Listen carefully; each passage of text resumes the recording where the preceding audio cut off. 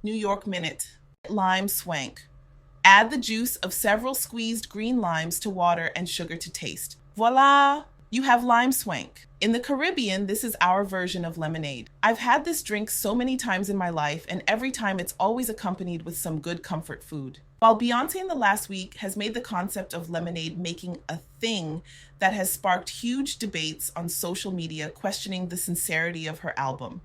Is she a feminist or isn't she? Is it all a huge publicity stunt? Frankly, I don't care. Regardless of her motives, the launch of her album has forced us to have a conversation about women and the challenges we face just being a Black woman and how we seem to do it with such resilience while sipping our lemonade or swank or whatever it's called where you're from. Some of her lyrics may not be ideal. Some may even say she is demonizing women with the sexual innuendos.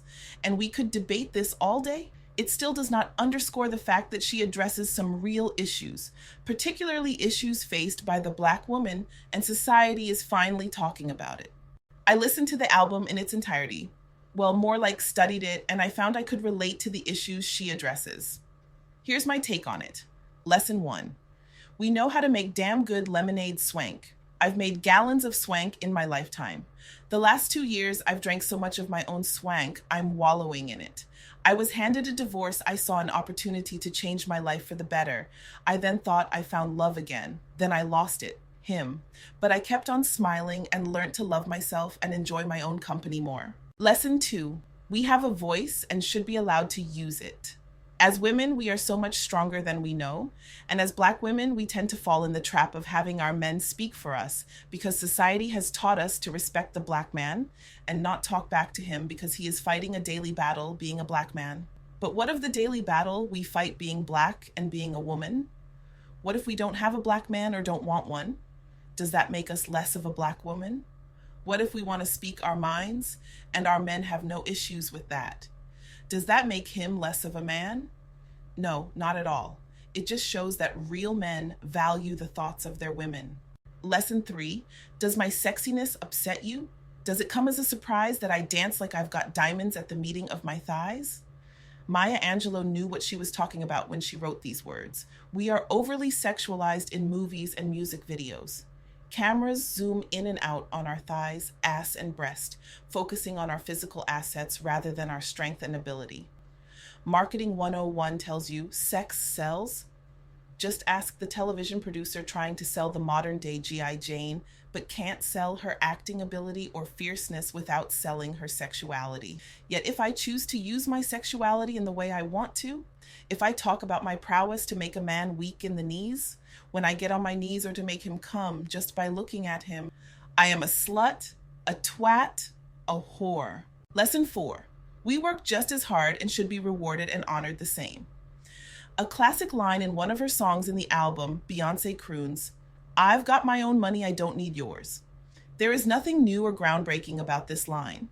It's been said and sung before by countless others. Hopefully now society will listen and be aware that women work hard, sometimes harder than men, but yet get paid less. And we deserve some respect. It's been talked about in Hollywood, but it's the same in every corporate office around the world. Then there are the men who perceive that every woman they meet wants them for their money.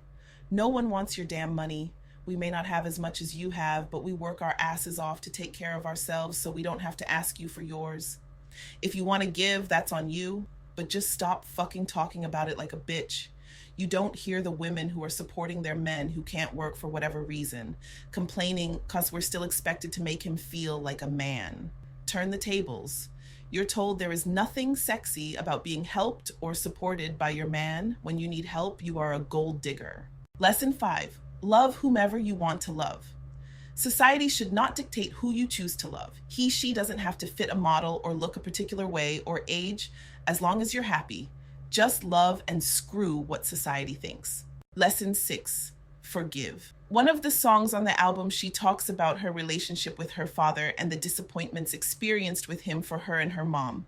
If anything, this reminded me how important it is to forgive. Forgive your father, the ex, the one that got away, the one you thought was your soulmate until he decided he wasn't anymore. Forgive. This is key to learning to love again.